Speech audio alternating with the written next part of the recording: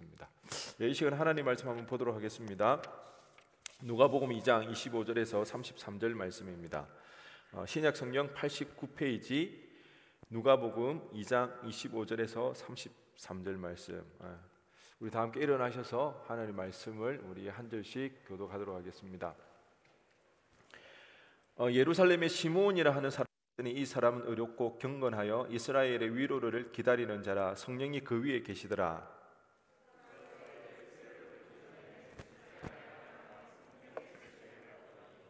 성령의 감동으로 성전에 들어가매 마침 부모가 율법의 관례대로 행하고자 하여 그 아기 예수를 데리고 오는지라.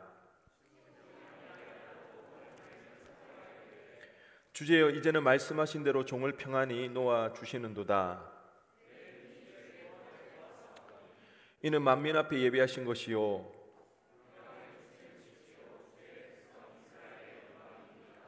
함께 읽겠습니다.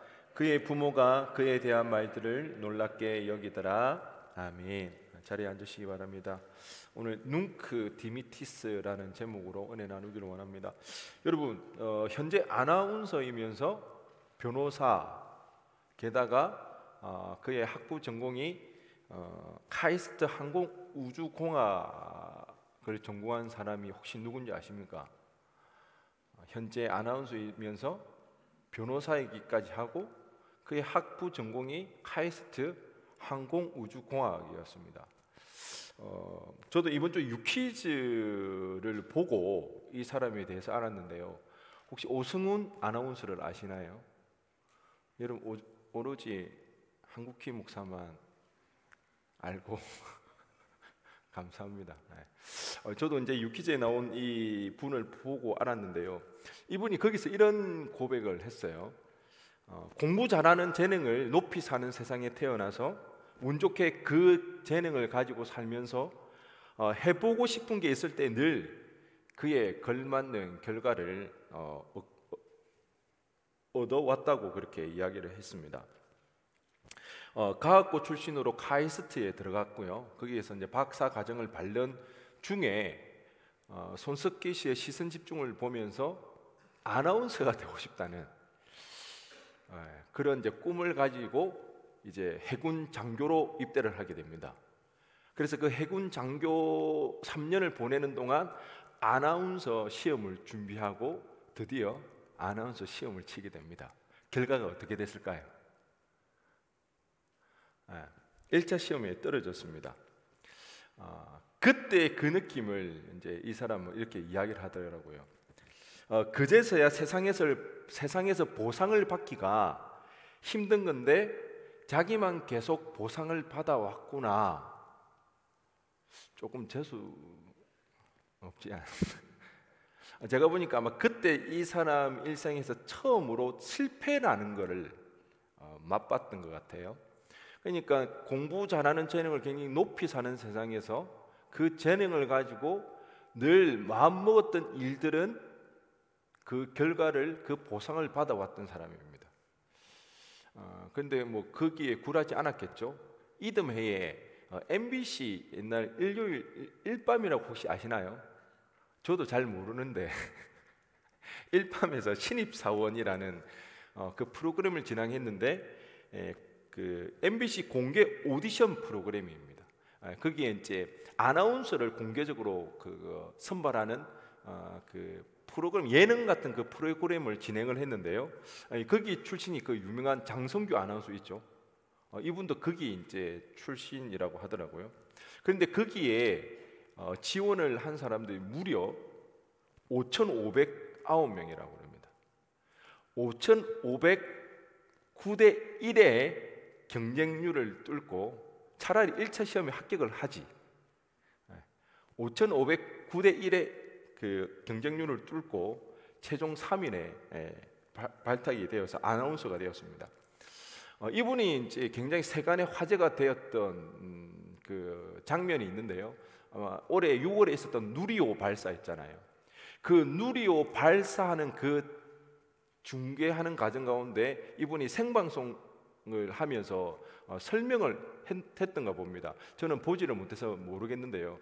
그런데 이게 굉장히 고난이도의 그 어려운 그 내용들이잖아요. 그 로켓을 만들어서 어떻게 뭐 해야 성공이 되고 뭐 성층권이나 뭐 이렇게 뚫고 지나간다, 이런 것들을 굉장히 고난이도의 설명을 술술 잘 했던가 봅니다.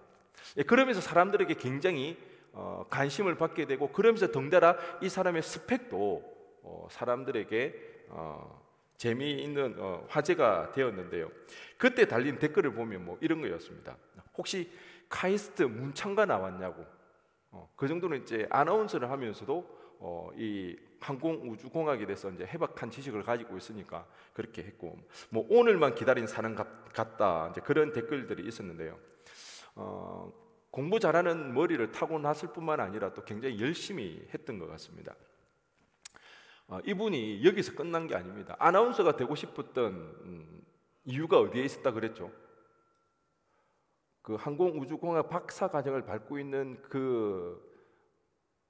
그때 시사 프로그램을 들으면서 자기도 아나운서가 되고 싶다, 그런 꿈을 꿨고, 드디어 이제 아나운서가 되었을 때 자기도 결국에는 시사 프로그램을 진행하려면 뭘 잘 알아야 된다, 법을 잘 알아야 된다 해가지고 변호사 시험을 도전을 합니다.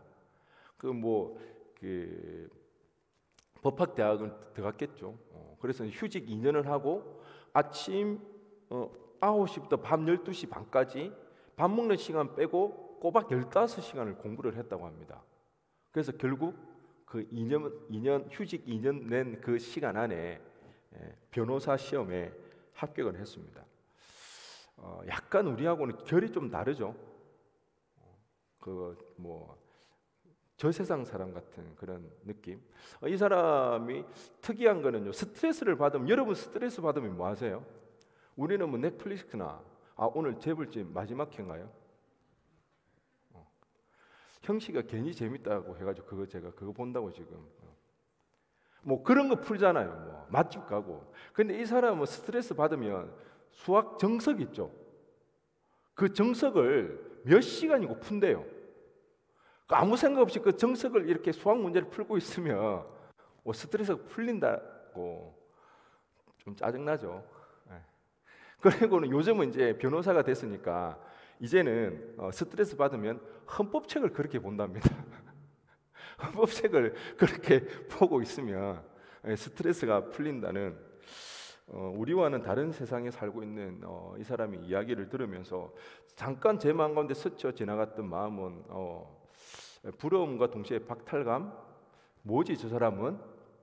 나는 이렇게 열심히 살고 있는데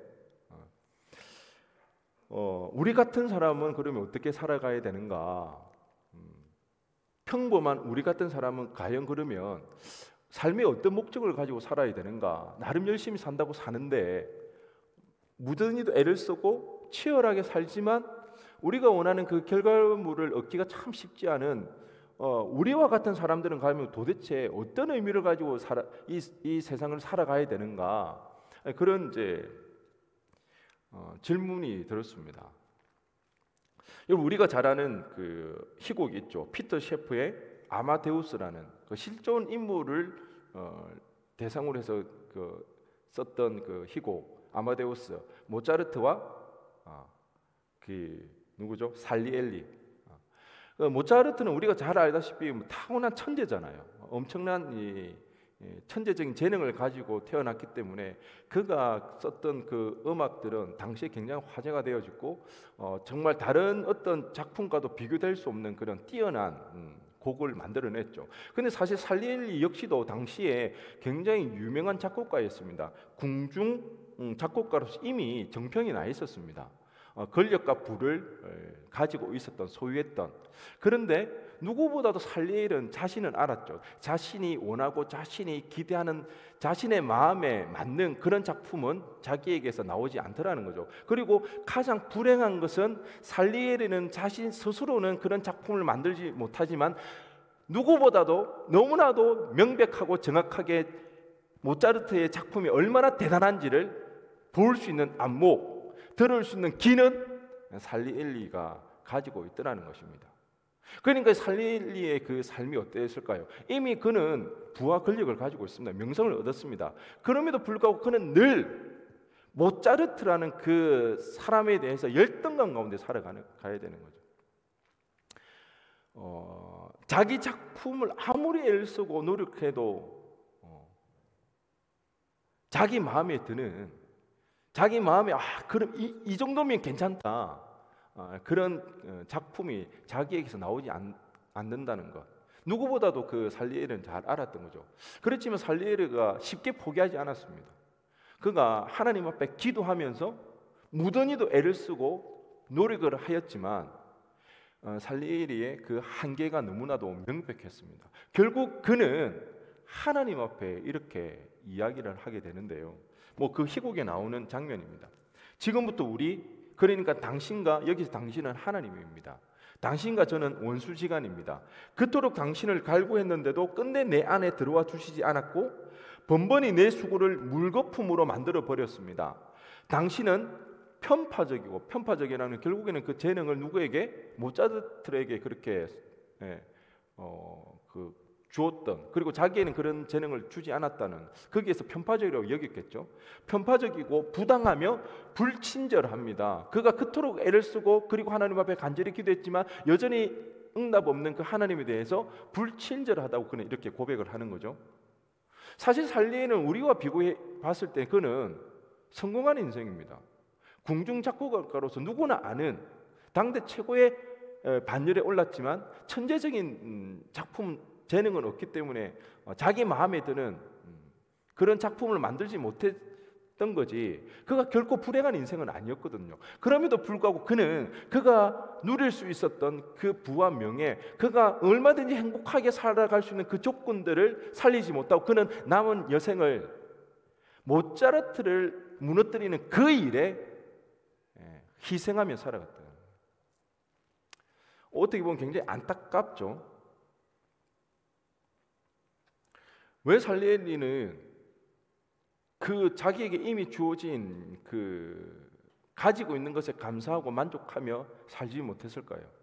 왜 그렇게 남은 인생을, 다른 사람의 인생을 무너뜨리는 데 혈안이 되어서 낭비하고 살았을까요? 이 일에 대해서 팀 켈러는 이런 이야기를 합니다. 음악으로 이름을 날려보겠다는 소망에 자신 인생을 걸었기 때문이에요. 살리에르는 뭐라고요? 음악으로 자신의 이름을 날려보겠다는 그것이 그의 유일한 소망이었고 그 소망에 자신의 인생을 걸었기 때문에 그는 만족하지 못했다는 거죠. 무엇에 우리가 소망을 걸고 살아가는가, 우리 그걸 한번 생각해 봐야 된다는 거죠. 우리는 오성훈 아나운서와 모차르트와 같은 그 이야기들을 우리는 자주 듣고 있습니다. 오성훈 아나운서라든지 축구계의 손흥민 같은 선수들, 이번에도 보니까 수능 치고 나니까 만점자 나왔더라고요. 3명 4명.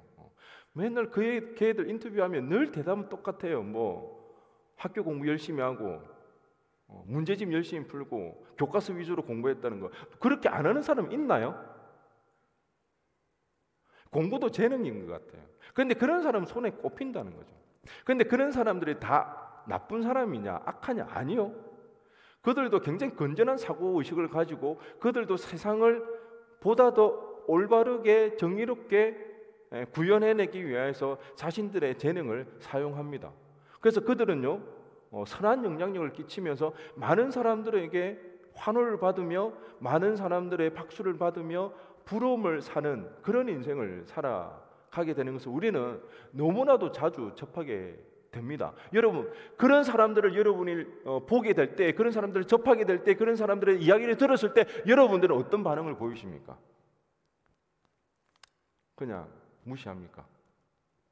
두 가지 반응이 있을 겁니다. 이상주의와 냉소주의입니다. 이상주의는 이런 거죠. 그래, 열심히 노력하며 나도 되겠지. 나도 정말 열심히 노력해서 이 사람처럼 선한 영향을 끼치기 위해서, 우리가 신앙적으로 생각하면 그렇겠죠. 하나님, 정말 나도 이 사람처럼 선한 영향을 끼치고 싶습니다. 하나님께 영광 올려드리고 싶습니다. 많은 영혼들을 주께로 인도하는 그런 사람이 되기를 원합니다. 하나님, 나의 열심과 나의 노력 가운데 하나님 은혜 더하여 주옵소서. 우리가 이렇게 기도하기도 하겠죠. 우리는 거기서 뭘 느낍니까? 하나님으로부터 배신감을 느끼게 되죠. 언제까지입니까? 이게 이상주의입니다. 그러면 냉소주의는 어떤 걸까요? 해도 안 되더라. 아무리 애를 쓴다고 해도 그렇게 될 수가 없다는 것. 이미 자포자기해버립니다. 괜한 희망 고문 하지 말라고 그럽니다. 그냥 태어나서 살아갈 뿐이라고 그렇게 이야기를 합니다. 우리가 이런 선한 영향력, 뛰어난 능력을 가지고 성공하면서 이 세상을 살아가는 사람들의 이야기 들었을 때는 두 가지 반응이 있다는 거예요. 이상주의와 냉소주의. 여러분은 어떤 반응을 보이고 계십니까? 1층은 이상주의, 2층은 냉소주의인가요?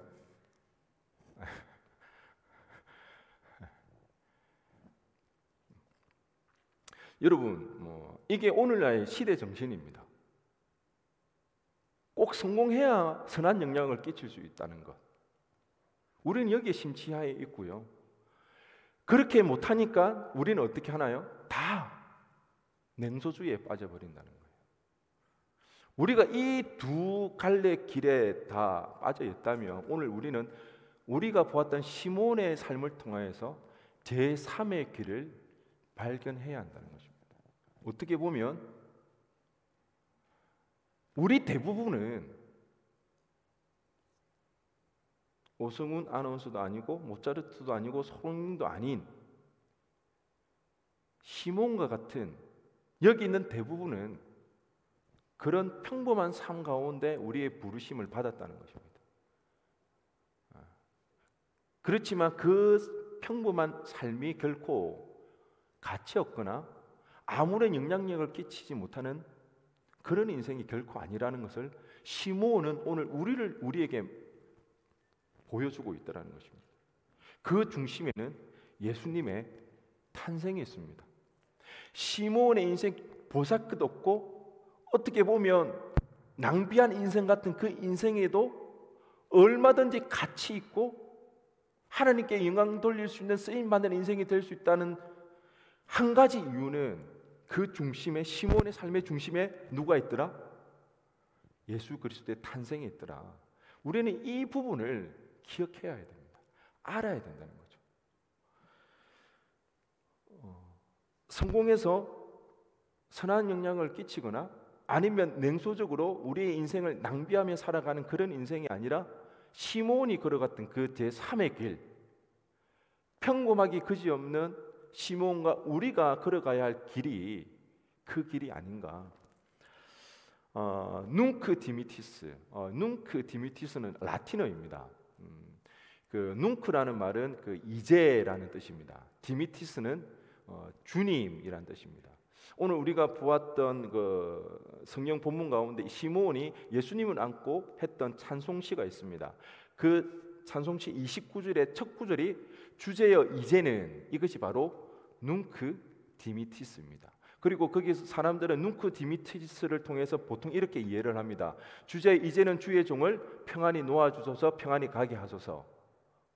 아니면 눅크 디미티스를 통해서 시몬의 찬송시를 의미하기도 합니다. 뭐 이런 그 종합적인 의미가 이 눅크 디미티스에 들어가 있습니다.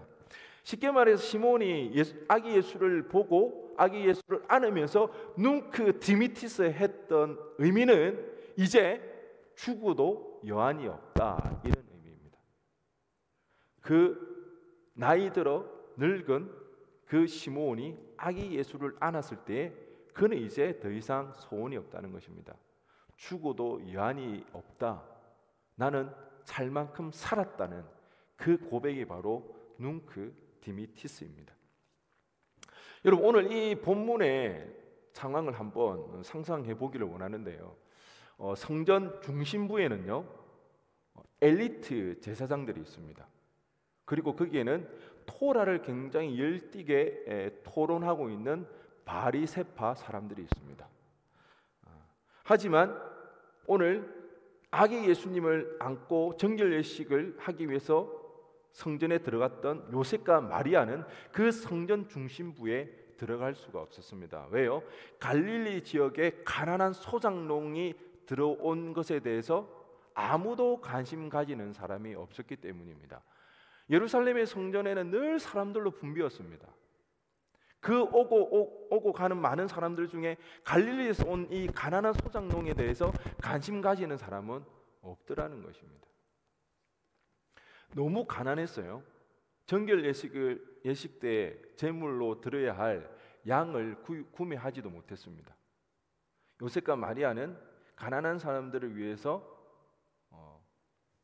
가난한 사람들이 드릴 수 있는 비둘기 2마리만 들고 갔습니다. 그러다 보니 영향력 있는 바리새인들이라든지 그 당시 엘리트 제사장들은 눈길 하나 주지 않았습니다. 요셉과 마리아에 대해서. 그렇지만 그 가난한 소작농에게 관심을 가진 두 사람이 있었습니다. 바로 노인과 가부입니다. 약간 뭐 노인과 바다 같은 그런 제목이 생각나긴 하는데 노인과 가부였습니다.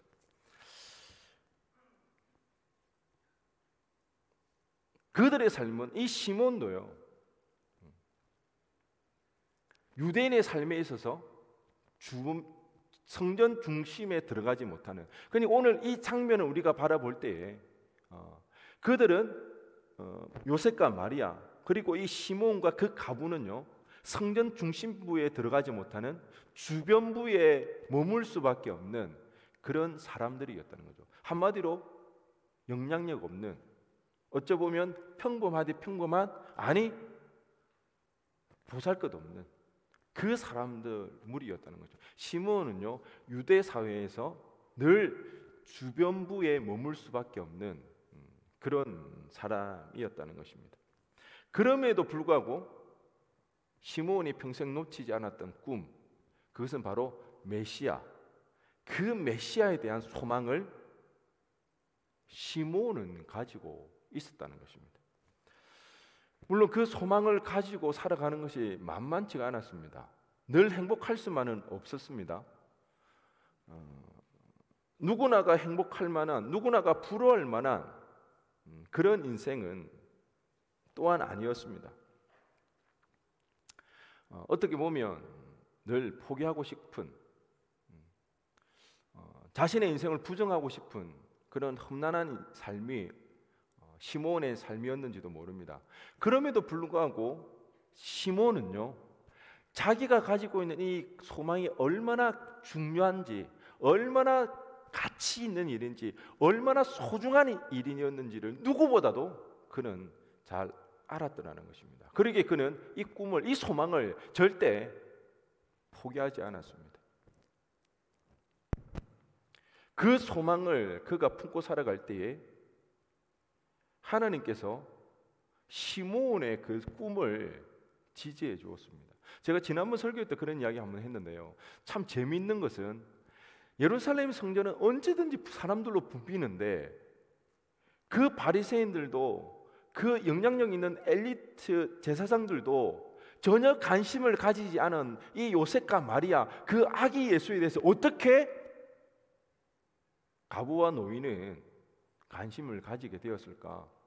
딱 두 사람, 가부가 되어서 84세가 된 그 안나라는 그 가부와 나이 늙어 이제 죽을 날을 얼마 남겨두지 않은 이 시몬만이 그 많고 많은 사람들 중에 그 붐비는 시장통과 같은 그 성전에서 아기 예수를 바라봤다는 것입니다.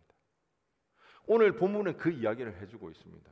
오늘 본문 27절 말씀에 성령의 감동으로 성전에 들어가매 마침 부모가 율법의 갈례대로 행하고자 하여 그 아기 예수를 데리고 오는지라.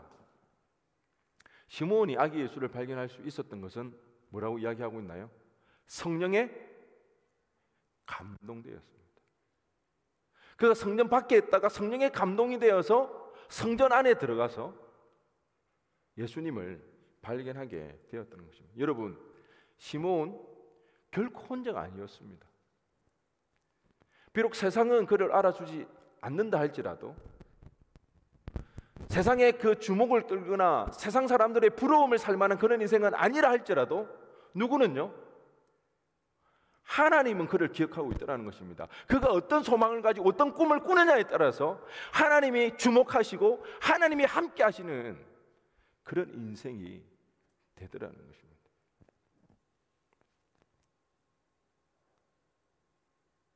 그리고 그는 비로소 눅크 디미티스, 이제 죽어도 유한이 없다. 여러분 참 멋지지 않습니까?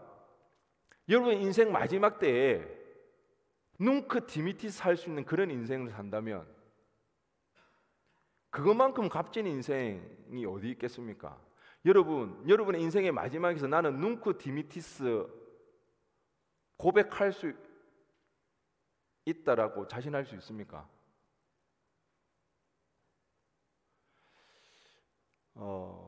이 시몬이 눅크 디미티스 할 수 있었던 이유는 단 한 가지입니다.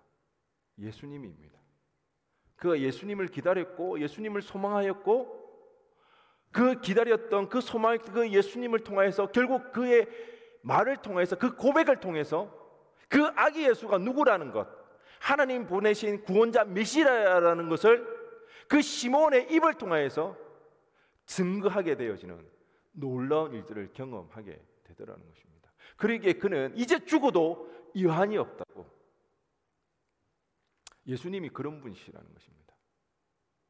긴 터널 끝에 단 한 번 만나는 그 한 순간, 그 한 장면으로도 이제 죽어도 여한이 없다고 고백할 수 있는 그런 분이, 그런 존재가 바로 예수 그리스도라는 것입니다. 충분한 가치가 있던 것입니다. 우리의 인생 끝에 무엇이, 어떤 성과가, 어떤 업적이 우리에게 이제 죽어도 여한이 없다 그렇게 말해줄 수 있는 것이 과연 무엇이 있겠습니까?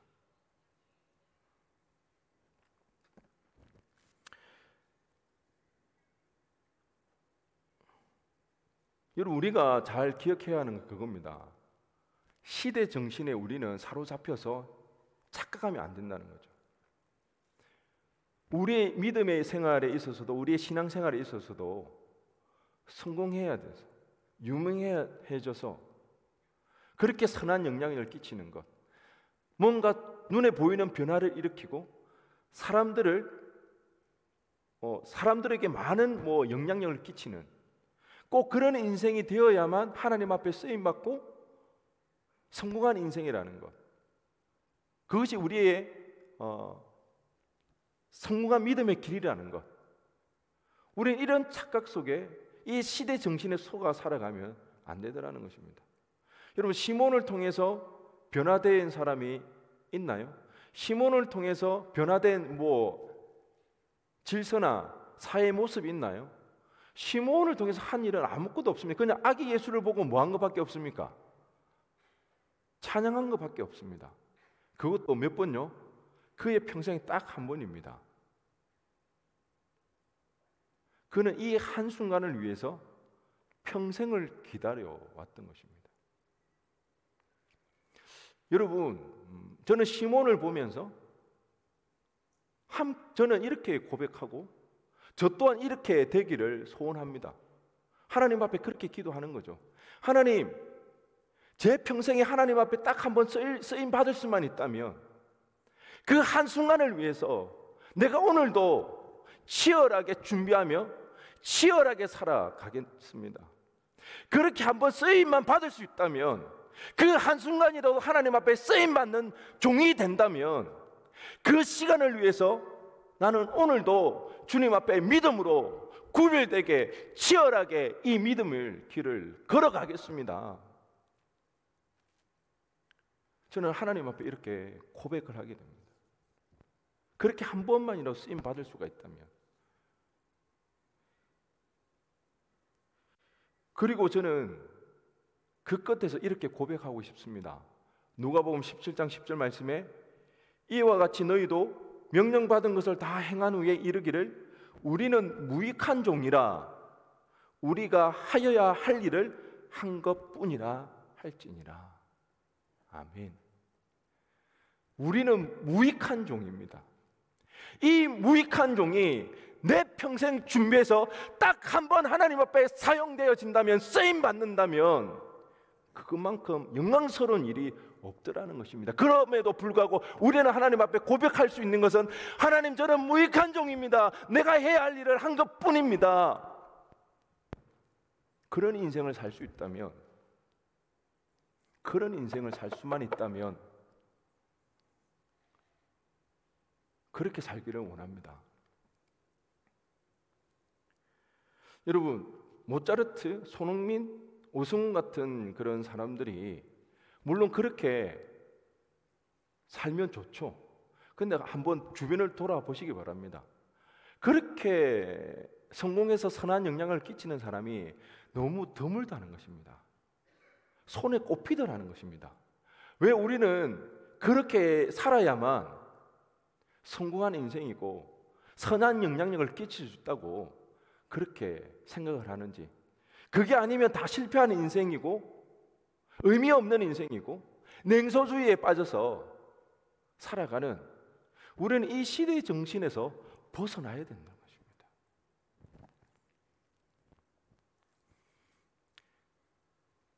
예수님에게 쓰임받았다는 그 사실, 그거 하나만으로도 우리는 얼마든지 감사하며 기뻐하며 이 삶을 살아낼 수가 있다는 겁니다.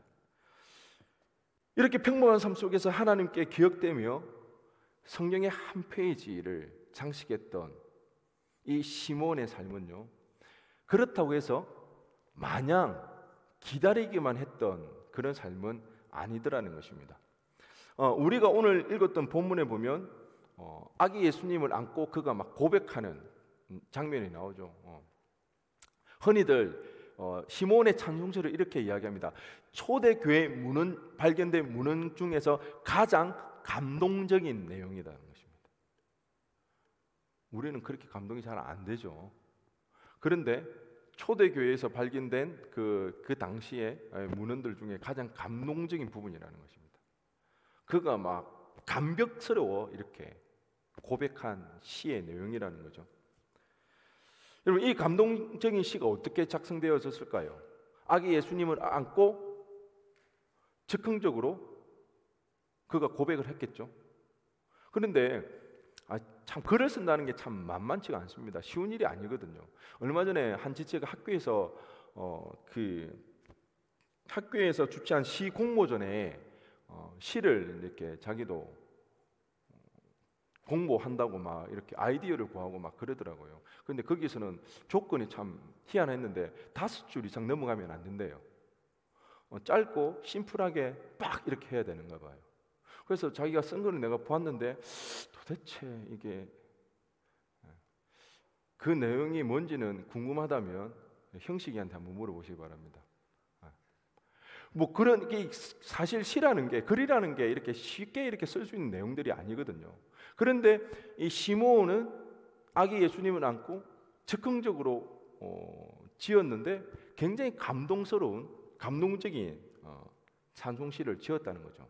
그런데 이 시는요, 가만히 보면 당연히 그 즉흥적으로 지은 시지만 그냥 그 자리에서 그냥 나온 시는 결코 아니더라는 것입니다. 뭉크 디미티스로 시작되어지는 그 시몬의 찬송시는요, 구약의 약속의 말씀들이 바탕이 되어진 말씀입니다. 오늘 보면 31절 말씀에 이는 만민 앞에 예비하신 것이요, 이것은 이사야 52장 10절의 말씀입니다. 그리고 32절에 이방을 비추는 빛은 이사야 42장 6절과 49장 6절에 나옵니다. 계속해서 32절에 주의 백성 이스라엘의 영광이니이다, 이것은 이사야 46장 13절의 말씀입니다. 여러분, 분명 즉흥적으로 지어진 시이지만 그 시에 들어가는 모든 내용들은 다 뭐다? 구약의 말씀들을 인용하고 있더라는 것입니다. 이것을 통해서 우리가 할 수 있는 것은 시몬은 누구보다도 해박한 말씀의 지식을 가지고 있다는 것입니다. 어떻게 해서 이 시몬은 구약의 말씀에 대해서 이렇게 해박한 지식을 가지게 되었을까? 그가 말씀을 통해서 계속 연구하고 알면서 메시아에 대한 소망을 품게 되어진 거죠.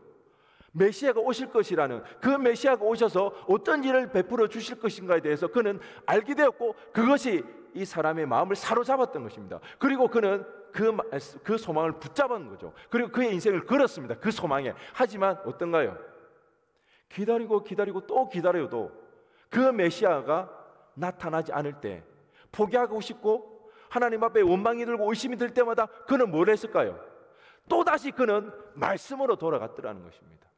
자신에게 소망을 주었던 그 말씀, 낙심이 되고 자포자기하고 싶고 의심이 들 때마다 다시 그는 그의 말씀으로 돌아가 그 말씀을 통해서 그의 소망을 포기하지 않고 끝까지 붙잡을 수가 있었더라는 것입니다. 여러분, 한 번 가진 그 소망 평생 가지 않습니다. 한 번 받은 그 은혜 언제나 흔들리기 마련입니다. 그렇지만 그럴 때마다 포기하는 것이 아니라 우리는 다시 돌아가야 된다는 거죠. 시몬은요, 소망을 가지게 했던 그 말씀을 붙잡고 또 붙잡았습니다. 그 말씀을 연구하고 또 연구하더라는 것입니다. 포기하고 싶고 그만하고 싶고 의심이 들 때마다 다시 말씀으로 돌아가서 그 말씀이 결국 자신을 다시 한번 붙잡게 하는 그 일들 뿐만 아니라 당연히 기도했겠죠. 얼마나 괴로웠을까요? 고난이 인이 박힌 인생이 시몬의 인생이었습니다. 그가 얼마나 힘들었을까요? 그럴 때마다 그가 하나님 앞에 기도하며 살았습니다. 오늘 우리가 읽었던 본문에 보면 시몬에 대해서 어렵고 경건한 사람을 그렇게 이야기를 하고 있습니다. 말씀 가운데 말씀대로 살아가기 위해서 그는 말씀의 사람이었고 기도하는 사람이었습니다. 그렇기에 그에게는 늘 성령이 함께했습니다. 오늘 25절 말씀해 보니까 성령이 그 위에 계시더라. 26절에 성령의 지시를 받았더니 27절에 성령의 감동으로. 시몬은 성령에 충만한 사람이었습니다. 하나님의 영에 사로잡혔던 사람입니다. 그러기에 그는 그 힘들고 어려운 포기하고 싶은 그 소망을 끝까지 붙잡을 수가 있었더라는 것입니다. 여러분, 시몬을 대단하게 생각하지 마시기 바랍니다. 시몬에게 뭔가 특별함이 있다고 생각하지 마시기 바랍니다. 하나님께서 시몬을 통해서 뭔가 일을 하시기 위해서 하나님께서 그에게 뭔가 특별한 은혜를 더 주셨다고 그렇게 오해할 필요도 없더라는 것입니다. 그가 말씀을 통해서 소망을 발견하고 그 말씀을 더욱더 붙잡을 때 그 말씀이 결국 자신을 그 소망으로 인도해 가더라는 것입니다. 그런 과정 가운데 그가 말씀과 기도에 깨어 있을 때 영으로 하나님의 영에 민감한 사람이 되어서 그 소망을 끝까지 지켜내는 삶을 살아낼 수가 있더라는 것입니다. 그를 통해서 결국 이러한 그의 시몬의 인생을 통해서 그는 아기 예수님이 메시아라는 그 사실을 증언하는 증거하는 삶을 살게 되었습니다. 여러분은 이 시몬의 인생을 볼 때마다 어떠한 생각이 듭니까? 한평생을 기다리기만 했던, 그래서 딱 한순간 그 한순간만을 쓰임받았던 그 시몬의 인생을 봤을 때 여러분 지루하게 느껴지십니까? 따분하게 느껴지십니까? 그의 인생이 낭비되었다고 생각되어집니까? 근데 성경은 전혀 그렇게 이야기하지 않습니다. 평생 준비하여서 딱 한 번 사용되어지만 그 사용되어지는 것을 통해서 아름다운 찬양이 그의 삶을 통해서 흘러나오더라는 것입니다. 여러분, 그렇게 살아도 충분히 가치 있는 분이 바로 예수 그리스도입니다. 그분이 우리를 위해서 이 땅에 오셨다는 것입니다. 그러기에 여러분 너무 성공에 목말라하지 마시기 바랍니다. 너무 유명해지기 위하여서, 너무 성공하지 못해서 유명해지지 않아서 내가 원하는 걸 이루지 못한다고 해서 여러분 너무 낙심하지 마시기 바랍니다. 그것이 전부가 아닙니다. 그렇게 사는 것이 전부 다 잘 사는 인생이 아니더라는 겁니다. 유명하지 않더라도 평범하더라도 그 삶을 통해서도 하나님 얼마든지 하나님의 이름을 더 높이는 그런 인생이 있다고 오늘 성경은 우리에게 이야기해 주고 있더라는 것입니다. 그 인생조차도 가치 있는 인생, 하나님의 놀라운 일을 행할 수 있었던 이유는 그 삶의 중심에 누가 있었기 때문에 예수 그리스도를 소망을 삼고 그의 오심을 기다리고 또 기다리기 때문에 우리에게 우리 삶의 목적이, 우리 삶의 중심이 예수 그리스도가 있다면, 그 예수 그리스도의 영광을 드러내는 그 삶을 위해서라면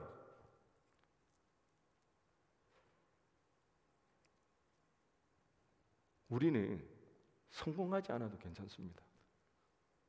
그렇게 유명해지지 않아도 되더라는 겁니다. 그 예수 그리스도가 있을 때에 우리는 이 삶에 대해서 냉소적이지 않게 되더라는 것입니다. 우리는 이 사실을 꼭 기억했으면 좋겠습니다. 우리 삶을 통해서 한평생 하나님 앞에 살다가 한순간만이라도 그 하나님의 영광을 드러낼 수만 있다면, 저는 계속해서 이것을 놓고 하나님 앞에 기도합니다. 하나님 앞에 머리로는 알지만은 사실 내 삶의 자리에서 늘 실패하는 자리가 여기 있잖아요. 머리로는 아는데 늘 잊어버리고 그 아름다운 이름을, 그 소중한 그 이름을 무시하고 짓밟아 버릴 때가 많더라는 거죠.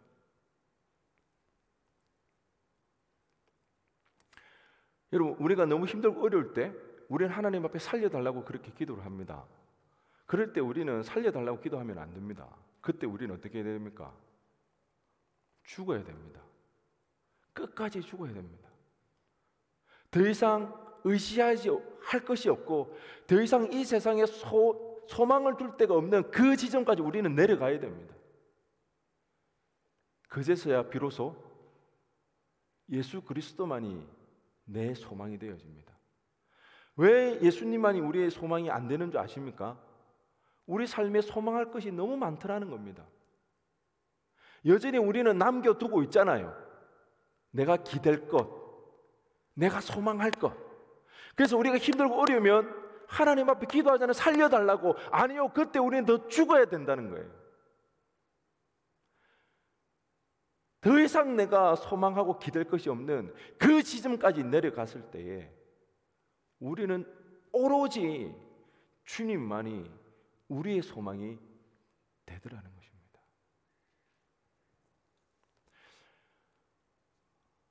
그 예수 그리스도가 우리의 소망이 되심을 고백할 수 있는,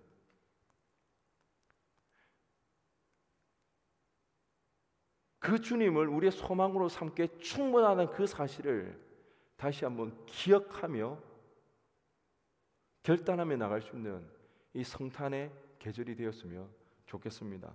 여러분, 이 기쁜 성탄에 우리를 위해 말구유에 나신, 우리의 소망으로 삼기에 충분하신 그 주님을 다시 한번 우리의 삶에, 우리의 인생에 소망으로 삼는 은혜가 있기를 원합니다.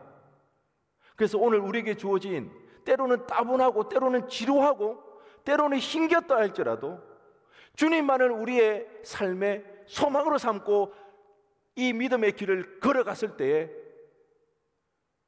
여기 있는 저와 여러분은 우리 생의 마지막 날에 시몬처럼 눅크 디미티스, 이제 죽어도 유한이 없다는 그 한마디 남길 수 있는, 여러분, 그런 멋진 인생 살고 싶지 않습니까? 그 인생을 우리가 꿈꾸기를 원합니다. 주님 한 분이면 충분합니다. 주님만을 우리의 소망으로 삼을 때 우리는 이제 죽어도 여한이 없는 그런 인생 살아낼 수 있습니다. 눅티미티스, 이런 고백할 수 있는 복된 인생 되어지기를 주님의 이름으로 간절히 축원드립니다. 우리 시간 다 함께 일어나시